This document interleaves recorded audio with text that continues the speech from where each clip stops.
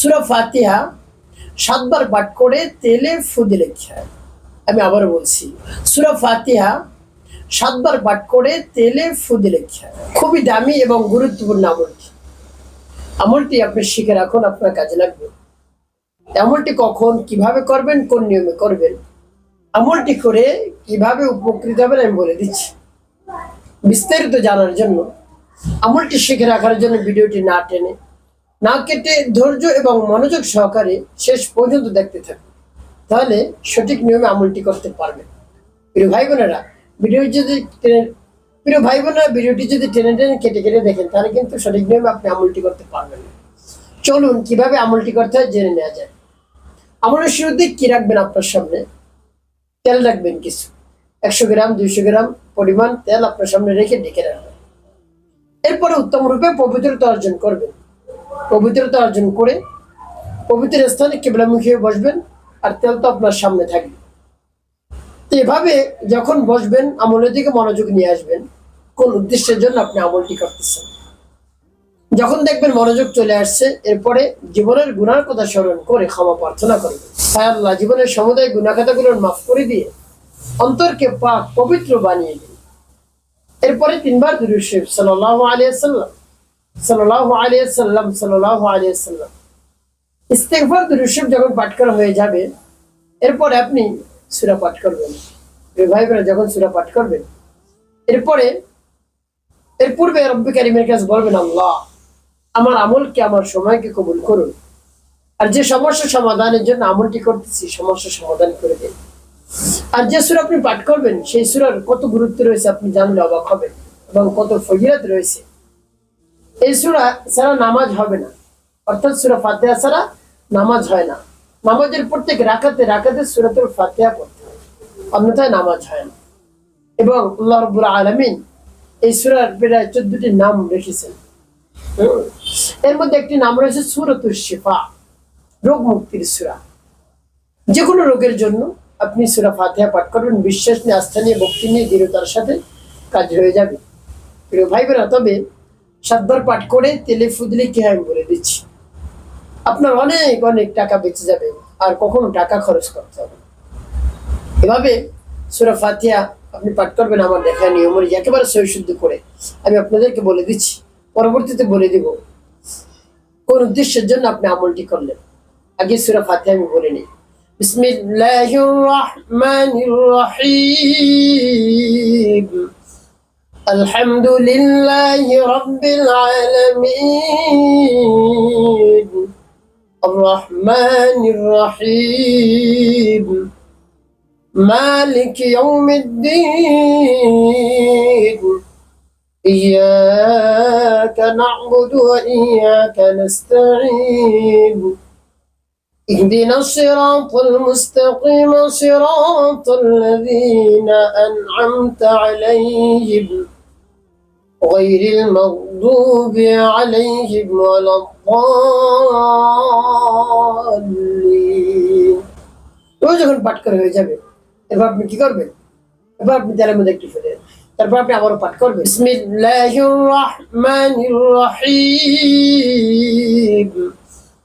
আলহামদুলিল্লাহি রাব্বিল আলামিন,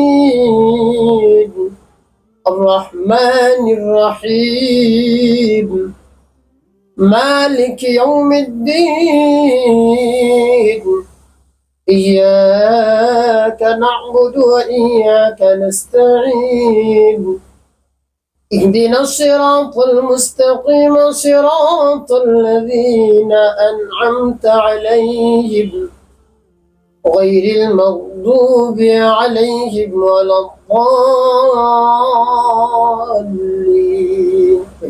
পাঠ করে শেষ। তারপর আপনি মনে দরদ নিয়ে আবারও পাঠ করবেন। বিসমিল্লাহির রাহমানির রহিম, আলহামদুলিল্লাহি রাব্বিল আলামিন, আর রহমানির রহিম, মালিক ইয়াউমিদ্দিন, ইয়্যাকা না'বুদু ওয়া ইয়্যাকা নাস্তাঈন, اهدنا الصراط المستقيم صراط الذين أنعمت عليهم غير المغضوب عليهم ولا الضالين পাঠ করার শেষে আবার কতবার পাঠ করবেন? গুনে গুনে 7 বার পাঠ করে 7টি ফু দিবেন তেল। এরপরে শেষে নবীজি সাল্লাল্লাহু আলাইহি ওয়াসাল্লাম মহব্বত নিয়ে, ভালোবাসা নিয়ে গুনে গুনে 5 বার দুরূদ ইব্রাহিম পাঠ করবেন।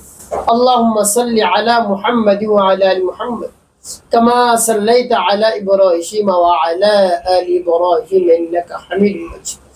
আল্লাহুম্মা বারিক আলা মুহাম্মাদ ওয়া আলা আলি মুহাম্মাদ কামা বারাকতা على إبراهيم وعلى آل إبراهيم إنك حميد مجيد.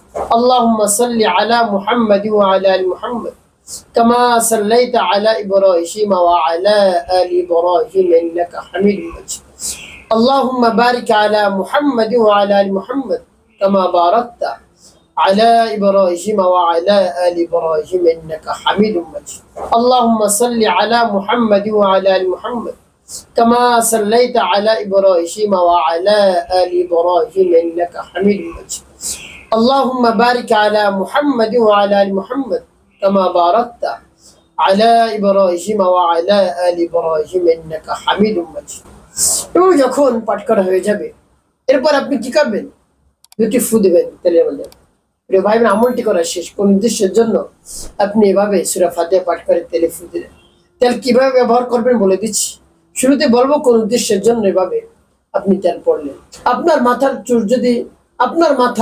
চুল যদি ঝরে যায়, পড়ে যায়, উঠে যায়, একেবারে টাক হয়ে গিয়েছেন চুল পড়তে পড়তে, আপনাকে দেখতে ভালো লাগে না।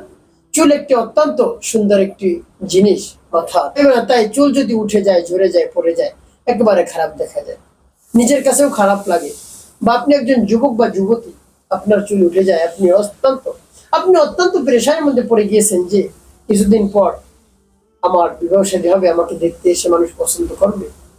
এটা ভেবে অনেক অর্থ সম্পদ খরচ করেছেন, অনেক ঔষধ সেবন করেছেন, চুলের অনেক ঔষধ দিয়েছেন, চুলে অনেক তেল ব্যবহার করেছেন, শ্যাম্পু ব্যবহার করেছেন, সাবান ব্যবহার করেছেন দামি দামি, কিন্তু কাজ হয়নি।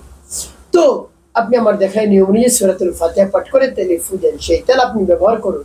চুল কালো, ঘন এবং মজবুত হবে, শক্ত হবে, আর উঠবে না, ঝরবে না, পড়বে না, উঠবে না, একেবারে শক্তিশালী হবে। আপনাকে দেখতে অনেক সুন্দর লাগবে চুল যখন পড়া বন্ধ হয়ে যাবে।